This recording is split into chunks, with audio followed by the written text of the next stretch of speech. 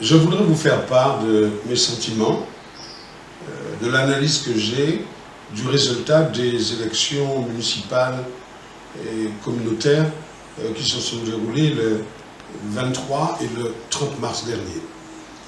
Alors, il faut d'abord, s'agissant des élections municipales, il faut d'abord dire qu'il faut respecter le verdict des urnes. C'est ça, me semble-t-il, un démocrate. Quoique l'idée est là qui jaillit de dire que les changements qui ont lieu dans différentes municipalités ne vont pas forcément emmener des changements. Tout le monde sait quel était le degré de mensonge, le degré de tromperie.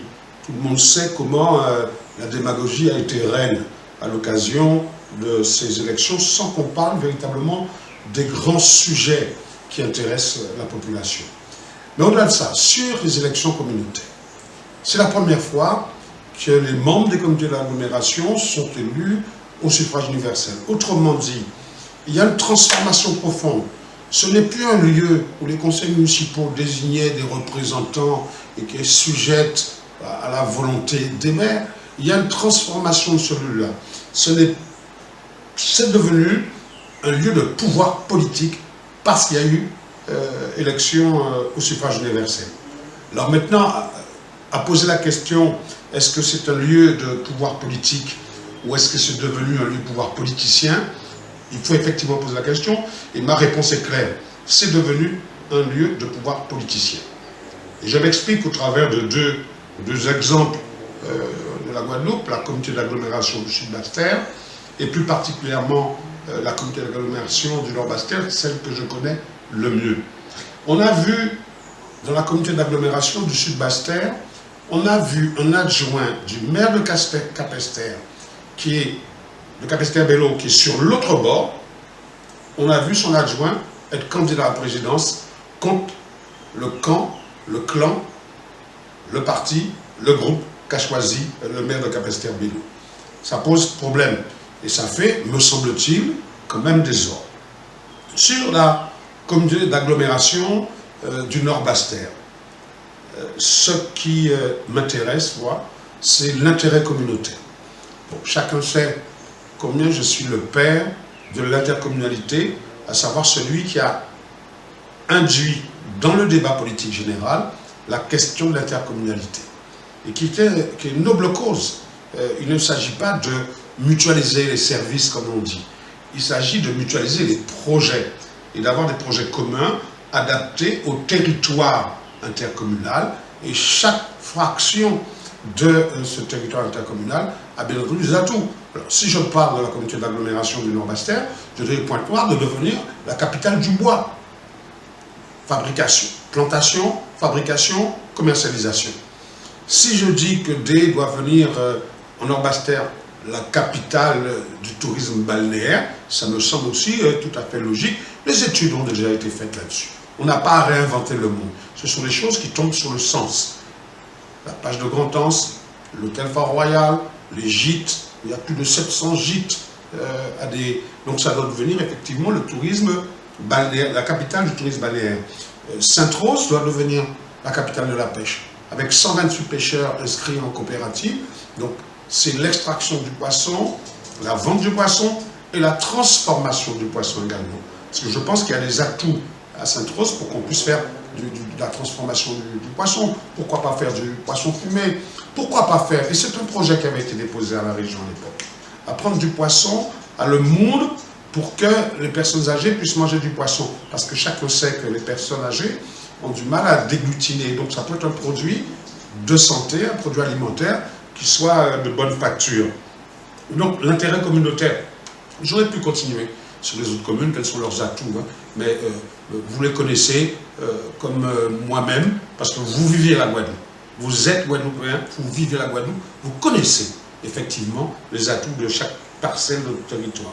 Alors l'intérêt communautaire, il fallait le vérifier, ça n'a pas été fait. Et ce qui s'est passé à l'élection, à la mise en place du bureau de la communauté d'agglomération du Nord-Basse-Terre le 30 mai dernier, c'est un affront à l'intérêt communautaire, c'est un affront à la démocratie, et c'est insupportable de pouvoir accepter ça. Imaginons la représentation des pouvoirs telle que ça a été fait le 30 avril dernier. Sainte-Rose, la ville de Sainte-Rose, a 3 sièges dans le bureau. La ville de Goyave, avec 7000 et quelques habitants, a 2 sièges. La ville du Lamentin a 1 siège. La ville de Dé, 1 siège, et la ville de Pointe-Noire, 1 siège.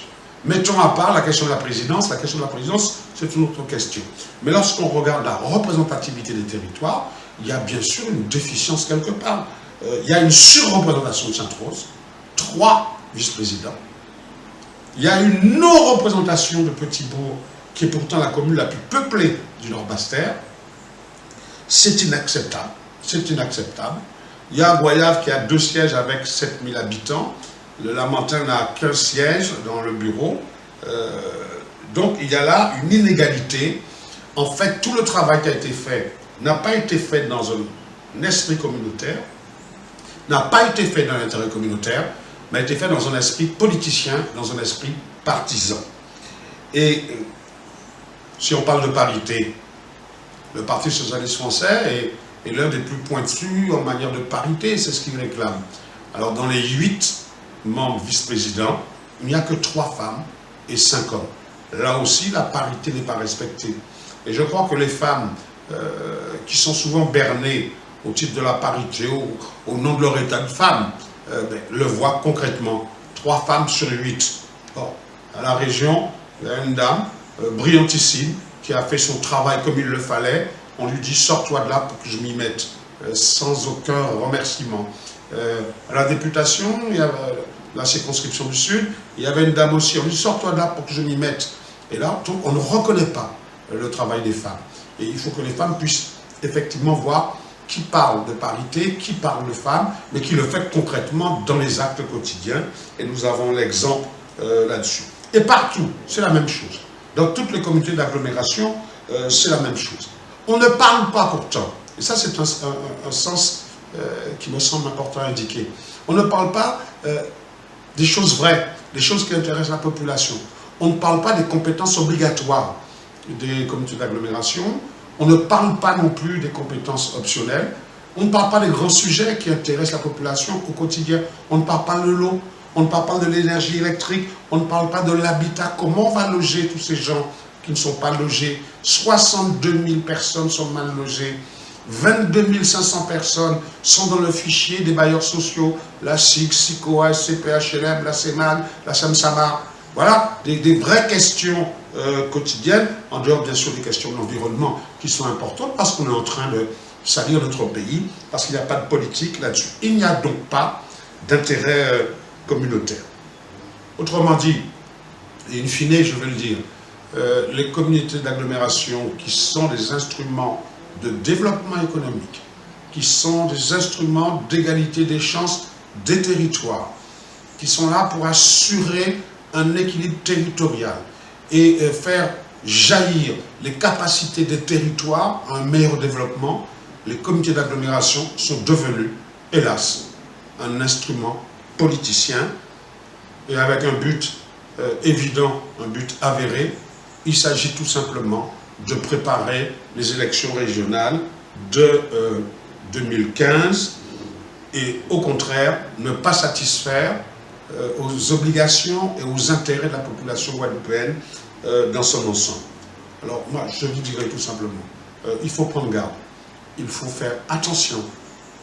Moi je veillerai, je surveillerai tant que possible, mais j'estime et je souhaite aussi que les citoyens puissent veiller à cela, à toutes ces questions-là qui sont fondamentales, parce que cela, ça les concerne en premier lieu.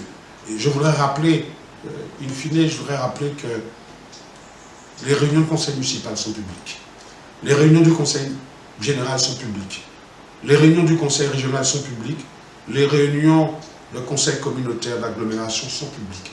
Je vous invite à venir assister à toutes ces réunions-là, et pour que vous sachiez tout simplement qui vraiment travaille, qui ne travaille pas, qui a des idées, qui n'a pas d'idées, qui lit ses dossiers, qui ne lit pas. Parce que nombre d'élus ne lisent pas leurs dossiers et n'ont pas de vision globale, de projet global sur le devenir de la Guadeloupe. Il faut surveiller ça. Moi, je surveillerai. Accompagnez-moi pour surveiller tout ça et on le fera. Mais j'ai envie de vous dire, aux armes. citoyens aux armes.